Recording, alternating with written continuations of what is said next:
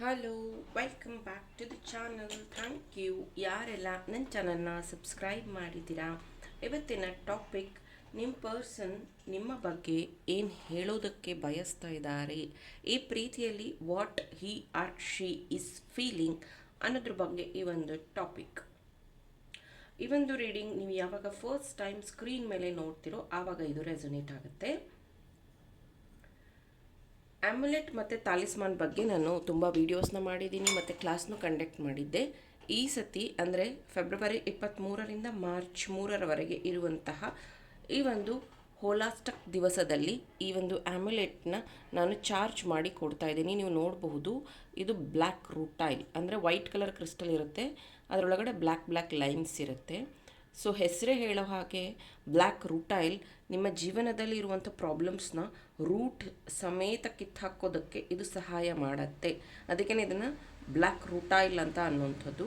ಜೊತೆಗೆ ಇದು ಅಂದರೆ ನಾವು 1 ಇಂಚ್ ಮಾಡಿಸಿದ್ದೀವಿ. ಯಾಕೆ ಅಂತಂದರೆ ನಿಮ್ಮ ಹಾರ್ಟ್ ಚಕ್ರಗೆ ಇದು ಟಚ್ ಆಗೋದ್ರಿಂದ 1 ಇಂಚ್ ಇರೋದ್ರಿಂದ ನಿಮ್ಮ ಪೂರ್ತಿ ದೇಹಕ್ಕೆ ಇದೊಂದು ಪ್ರೊಟೆಕ್ಷನ್ ಥರ ಅವರ ಥರ ಆಗಲಿ ಅಂತ ಹೇಳಿ ಈ ಒಂದು ಸೈಜಲ್ಲಿ ಮಾಡಿಸಿರುವಂಥದ್ದು. ಜೊತೆಗೆ ಬ್ರೌನ್ ಕಲರ್ ದಾರ ಮಾಡಿಸಿದ್ದೀನಿ. ಎಲ್ಲರೂ ಬ್ಲ್ಯಾಕ್ ಕಲರ್ ಹಾಕ್ಕೊಳಕ್ಕಾಗಲ್ಲ ಅಂತ ಹೇಳಿದ್ದಕ್ಕೆ ಬ್ರೌನ್ ಕಲರ್ ಮಾಡಿಸಿದ್ದೀನಿ. ಸೊ ಇದನ್ನು ಹೆಣ್ಮಕ್ಳು ಗಂಡ್ಮಕ್ಳು ಯಾರಾದರೂ ವೇರ್ ಮಾಡ್ಬೋದು. ಇದನ್ನು ವೇರ್ ಮಾಡೋಕ್ಕೆ ಶುರು ಮಾಡಿದಾಗಿಂದ ನಿಮ್ಮಲ್ಲಿ ಇರುವಂತಹ ಅಬ್ಸ್ಟ್ಯಾಕಲ್ಸ್ ಎಲ್ಲ ದೂರ ಆಗ್ತಾ ಹೊಸ ಒಂದು ಆಯಾಮ ಶುರುವಾಗುತ್ತೆ. ಆ್ಯಂಡ್ ಈ ಒಂದು ಕ್ರಿಸ್ಟಲ್ ಸ್ವಲ್ಪ ಕಾಸ್ಟ್ಲಿಸ್ಟ್ ಆಗಿರುತ್ತೆ. ಯಾಕಂದರೆ ದೊಡ್ಡ ಕ್ಲಸ್ಟರಲ್ಲಿ ಒಂದು ಸೈಡ್ ಮಾತ್ರ ಬ್ಲ್ಯಾಕ್ ರೂಟೈಲ್ ಇರುತ್ತೆ, ಅಷ್ಟನ್ನು ಮಾತ್ರ ನಾವು ಯೂಸ್ ಮಾಡೋಕ್ಕೆ ಸಾಧ್ಯ. ಸೊ ಹಾಗಾಗಿ ಇದು ರೇರ್ ಕ್ರಿಸ್ಟಲ್ ಸಹ ಹೌದು. ಇದನ್ನು ನೀವು ವೇರ್ ಮಾಡೋದ್ರಿಂದ ತುಂಬ ಲಕ್ ಬದಲಾಗುತ್ತೆ. ಬೇಕಾದವರು ಪರ್ಚೇಸ್ ಮಾಡಿ ನಿಮ್ಮ ಹೆಸರಲ್ಲಿ ನಾನು ಇದನ್ನು ಚಾರ್ಜ್ ಮಾಡಿ ಕಳಿಸ್ಕೊಡ್ತೀನಿ. ಈ ಒಂದು ರೀಡಿಂಗ್ ಸ್ಟಾರ್ಟ್ ಮಾಡೋದಕ್ಕಿಂತ ಮುಂಚೆ ನಿಮ್ಮ ಪರ್ಸನ್ ಬಗ್ಗೆ ಯೋಚನೆ ಮಾಡ್ತೀರಿ. ಅವರ ಹೆಸರನ್ನ 3 ಟೈಮ್ಸ್ ನಿಮ್ಮ ಮನಸ್ಸಲ್ಲಿ ಹೇಳ್ಕೊಳ್ಳಿ. ಯಾರಿಗೆ ಪೆಂಡೆಂಟ್ ಬೇಕು ನಾನು ವಾಟ್ಸಪ್ ನಂಬರ್ಗೆ ಮೆಸೇಜ್ ಮಾಡಿ. ಲಿಮಿಟೆಡ್ ಸ್ಟಾಕ್ಸ್ ಇರುವಂಥದ್ದು.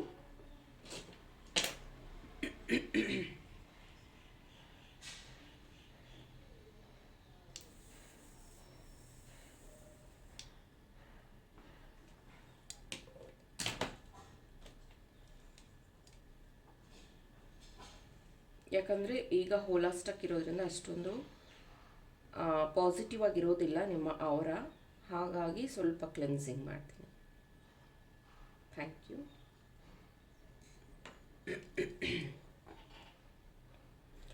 ಸೊ ಈ ಪ್ರೀತಿಯಲ್ಲಿ ನಿಮ್ಮ ಪರ್ಸನ್ ಒಂದು ರೀತಿ ಸ್ಟಬನ್ ಆಗಿ ಇರುವಂಥದ್ದು. ಅಂದರೆ ನೀವೇನು ಹೇಳಿದ್ರೂ ಎಲ್ಲದಕ್ಕೂ ರಿಯಾಕ್ಟ್ ಮಾಡೋದಿಲ್ಲ. ಮುಂಚೆ ಎಲ್ಲ ನೀವು ಹೇಳಿದ ತಕ್ಷಣ ಅದಕ್ಕೆ ಇದು ಹಾಗಲ್ಲ ಹೀಗಲ್ಲ ಅಂತ ವಾದ ಮಾಡ್ತಿದ್ರು. ಈಗ ಏನೂ ಹೇಳದೇ ಇರೋ ಥರ ಮೌನವಾಗಿ ಇರುವಂಥದ್ದು. ಸೊ ಅಂದರೆ ಒಂದು ಸತಿ ಅನಿಸುತ್ತೆ ನಾನೇ ಮಾತಾಡ್ತಾ ಇದ್ದೀನಿ, ನೀವೇನು ಮಾತಾಡ್ತಾನೇ ಇಲ್ಲ, ಅಥವಾ ನನ್ನ ಫೋನ್ ಬಂದರೆ ಹಾಂ ಎಸ್ ನೋ ಇಷ್ಟೇ ನೀವು ಆನ್ಸರ್ ಮಾಡ್ತಾ ಇದ್ದೀರಾ ಅಂತಲೂ ಅನಿಸಿರಬಹುದು ನಿಮಗೆ. ಸೊ ಆ ರೀತಿ ಇವರು ಲಿಮಿಟೆಡ್ ಆಗಿ ಮಾತಾಡ್ತಾ ಇದ್ದಾರೆ, ಲಿಮಿಟೆಡ್ ಆಗಿ ಉತ್ತರ ಕೊಡುವಂಥದ್ದು, ಸ್ಟಬನ್ ಎನರ್ಜೀಸ್ ಅಂತ ಕಾಣಿಸ್ತಾ ಇದೆ. ಅದೇ ಇವಾಗ ನೀವೇನಾದರೂ ವಾದ ಮಾಡೋದಕ್ಕೆ ಶುರು ಮಾಡಿದ್ರೆ, ಏನಾದರೂ ಜಗಳಕ್ಕೆ ಶುರು ಮಾಡಿದ್ರೆ, ಆ ವ್ಯಕ್ತಿ ಇಲ್ಲ ರಾಂಗ್ ರಾಂಗ್ ರಾಂಗ್ ಅಂತ ತುಂಬ ಅದನ್ನು ಪ್ರೂವ್ ಮಾಡೋದಕ್ಕೆ ಶುರು ಮಾಡಿಬಿಡ್ತಾರೆ. ಎಷ್ಟೊಂದು ಸತಿ ನಿಮ್ಮ ಲೈಫಲ್ಲಿ ಪ್ರಾಬ್ಲಮ್ ಆದಾಗ ಈ ವ್ಯಕ್ತಿ ಸೊಲ್ಯೂಷನ್ನ ಕೊಟ್ಟಂಥವರು. ಸೊ ಈಗ ಅವರೇನೋ ಒಂದು ತಪ್ಪು ಮಾಡಿದ್ದಾರೆ, ಅವರೇನೋ ಒಂದು ಬ್ಯಾಡ್ ಡಿಸಿಷನ್ಸ್ ತಗೊಂಡಿದ್ದಾರೆ ಅಂತ ನೀವೇನಾದರೂ ಹೇಳಕ್ಕೆ ಹೋದರೆ ಅವರು ಜಡ್ಜ್ ಆಗಿಬಿಡ್ತಾರೆ. ಸೊ ಇಲ್ಲಿ ಏನು ಹೇಳ್ತಾ ಇದ್ದೀನಿ ಅಂದರೆ, ಅವರ ಪ್ರಾಬ್ಲಮ್ ಬಂದಾಗ ಅವರು ಲಾಯರ್ ಆಗಿ ಬಿಹೇವ್ ಮಾಡ್ತಾರೆ. ಅದೇ ಈಗ ನೀವು ಅವ್ರ ಹತ್ರ ಏನಾದರೂ ವಾದ ಮಾಡೋಕ್ಕೆ ಹೋದರೆ ಅವ್ರು ಜಡ್ಜ್ ಆಗಿಬಿಡ್ತಾರೆ, ಆ ಥರ. ಸೊ ಇದು ನಿಂಗೆ ಗೊತ್ತಾಗೋದಿಲ್ಲ, ಇದು ರೈಟ್ ಇದು ರಾಂಗ್, ನೀನೇ ಓವರ್ ಥಿಂಕ್ ಮಾಡ್ತೀಯಾ, ನೀನೇ ಇಲ್ಲದೆ ಇರೋದೆಲ್ಲ ತಲೆಯಲ್ಲಿ ಇಟ್ಕೊಂಡಿದ್ಯಾ, ನಿನ್ನ ಯೋಚನೆಗಳು ಸರಿಗಿಲ್ಲ, ನೀನು ಮಾತಾಡ್ತಾ ಇರೋದು ಸರಿಗಿಲ್ಲ, ಈ ಥರ. Letter I, H, C, Q, J, Y, M, N, D, A, S letter apt ಆಗಿದೆ. ನಿಮ್ಮ ಹೆಸರಲ್ಲಿ ಅಥವಾ ನಿಮ್ಮ ಪಾರ್ಟ್ನರ್ ಹೆಸರಲ್ಲಿ ಈ ಆಲ್ಫಾಬೆಟ್ಸ್ ಬರ್ತಿರಬಹುದು. ಈ ವ್ಯಕ್ತಿಗೆ ಒಂದು ರೀತಿ ಫ್ಯಾನ್ಸಿ ಅಂತಲ್ಲ, ಬ್ರ್ಯಾಂಡೆಡ್ ವಾಚಸ್, ಬ್ರ್ಯಾಂಡೆಡ್ ವಸ್ತುಗಳು ಅಂತಂದರೆ ತುಂಬ ಇಷ್ಟ.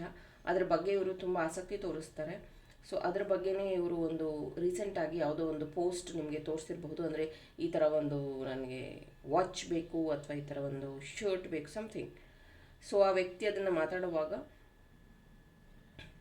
ಅಂದರೆ ಇದು ನನಗೆ ತುಂಬ ಇಷ್ಟ ಅಂದರೆ ನಿಮ್ಗೆ ಅನಿಸ್ತಾ ಇರತ್ತೆ, ನಾನು ಎಷ್ಟೊಂದು ಸತಿ ಚಿಕ್ಕ ಚಿಕ್ಕ ಆಸೆಗಳನ್ನು ಹೇಳುವಾಗ ಇವರಿಗೆ ಅದೆಲ್ಲ ಸಿಲ್ಲಿ ಅಂತ ಅನಿಸುತ್ತೆ. ಬಟ್ ಇವರು ಏನಾದರೂ ಒಂದು ಬ್ರ್ಯಾಂಡೆಡ್ ಅಥವಾ ಏನಾದರೂ ಒಂದು ಬೆಲೆ ಬಾಳುವಂಥ ವಸ್ತುನ ತೊಗೋಬೇಕಾದ್ರೆ ಇಷ್ಟೇ ತಾನೇನಾಗಲ್ಲ, ನಾನು ತಗೋತೀನಿ ಅನ್ನೋಷ್ಟು ಇವರಿಗೆ ಆಸೆ ಬಂದ್ಬಿಡತ್ತೆ. ಸೊ ಇದು ಒಂಥರ ನಿಮಗೆಲ್ಲೋ ಒಂಥರ ಇನ್ಫೀರಿಯಾರಿಟಿ ಕಾಂಪ್ಲೆಕ್ಸ್ ಅಥವಾ ಒಂಥರ ಯಾಕಿಷ್ಟು ನನ್ನ ನೆಗ್ಲೆಕ್ಟ್ ಮಾಡ್ತಾರೆ ಅನ್ನೋಷ್ಟು ಬೇಜಾರಾಗುವಂಥ ಸಾಧ್ಯತೆ ನಿಮಗೆ ಉಂಟು.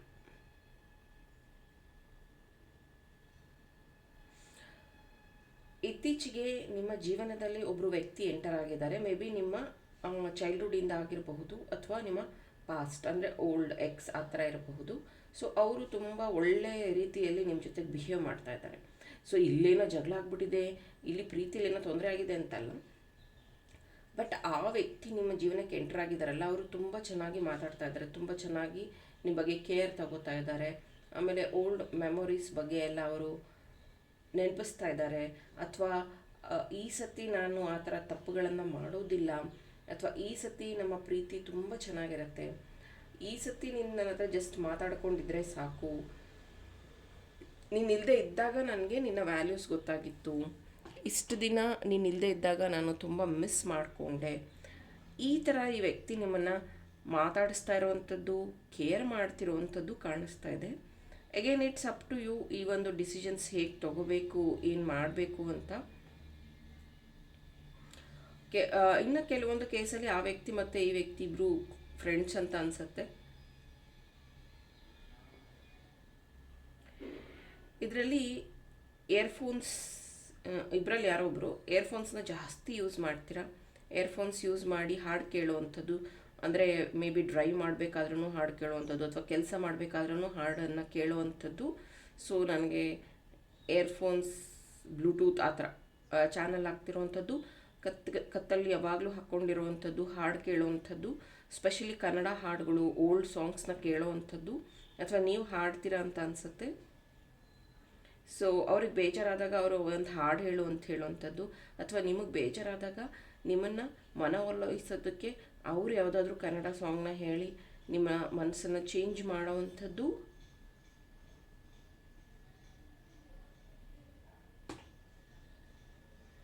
ಜೊತೆಗೆ ಇಲ್ಲಿ ಚಿಕ್ಕ ಚಿಕ್ಕ ಕನ್ನಡದ ಕವನಗಳನ್ನು ಬರೀತೀರಾ ಅಂತ ಅನಿಸುತ್ತೆ ನೀವು ಅಥವಾ ಅವರು ಇರಬಹುದು.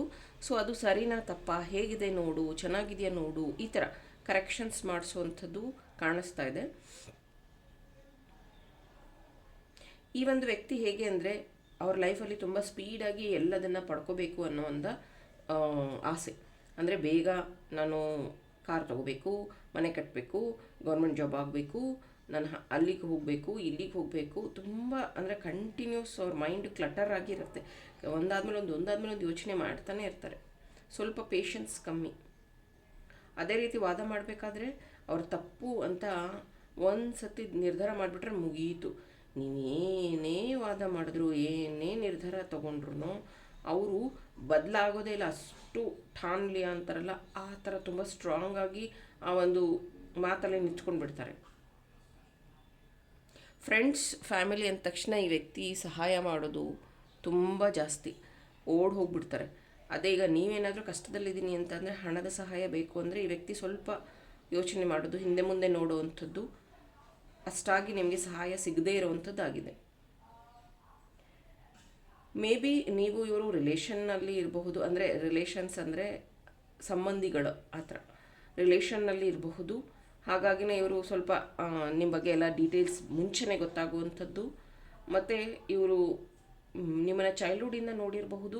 ಹಾಗಾಗಿ ನಿಮ್ಮ ಬಿಹೇವಿಯರ್ ಸ್ವಲ್ಪ ಚೇಂಜ್ ಆದ್ರೂ ಇವರು ಇಲ್ಲ ನೀನು ಈ ಥರ ಇರಲಿಲ್ಲ, ಬದಲಾಗಿದೆಯಾ, ನೀನೇನೋ ಯೋಚನೆ ಮಾಡ್ತಿದ್ಯಾ, ನೀನು ಯಾಕೋ ಸರಿಯಾಗಿ ಮಾತಾಡ್ತಾ ಇಲ್ಲ, ಈ ಥರ ಚಿಕ್ಕ ಚಿಕ್ಕ ವಿಷಯಗಳನ್ನು ಈಸಿಯಾಗಿ ಐಡೆಂಟಿಫೈ ಮಾಡುವಂಥ ವ್ಯಕ್ತಿ. ಸೊ ಇದು ಒಂಥರ ಪಾಸಿಟಿವ್ ಅಂತಲೇ ಹೇಳಬಹುದು. ಈ ವ್ಯಕ್ತಿಗೆ ನಿಮ್ಮ ನೋವು ಅಥವಾ ನೀವು ಕಷ್ಟದಲ್ಲಿದ್ದಾಗ ಅಥವಾ ನೀವೇನಾದರೂ ಯೋಚನೆ ಮಾಡುವಾಗ ಬೇಗ ಗೊತ್ತಾಗ್ಬಿಡತ್ತೆ. ಸೊ ಇದು ನಿಮ್ಮ ಪರ್ಸನ್ ಪ್ರೀತಿಯಲ್ಲಿ ನಿಮಗೆ ಏನು ಹೇಳಬೇಕು ಅಂತಿದ್ದಾರೆ ಅನ್ನೋದ್ರ ಬಗ್ಗೆ ರೀಡಿಂಗ್ ಆಗಿತ್ತು. ಇಷ್ಟ ಆದರೆ ಈ ಒಂದು ವಿಡಿಯೋಗೆ ಲೈಕ್ ಮಾಡಿ, ನನ್ನ ಚಾನಲ್ನ ಸಬ್ಸ್ಕ್ರೈಬ್ ಮಾಡಿ. ಆ್ಯಮ್ಯುಲೆಟ್ ಜಸ್ಟ್ 80 ಪೀಸ್ ಇದೆ ಅಷ್ಟೇ. ಆಲ್ರೆಡಿ 27 ಪೀಸ್ ಸೋಲ್ಡ್ ಔಟ್ ಆಗಿದೆ. ಇಂಟ್ರೆಸ್ಟ್ ಇರೋವಂಥವ್ರು ಬೇಗ ಬೈ ಮಾಡ್ಕೊಳ್ಳಿ. 100% 2026 ಮೇಜರ್ ಚೇಂಜಸ್ನ ನೀವು ನೋಡ್ಬೋದು.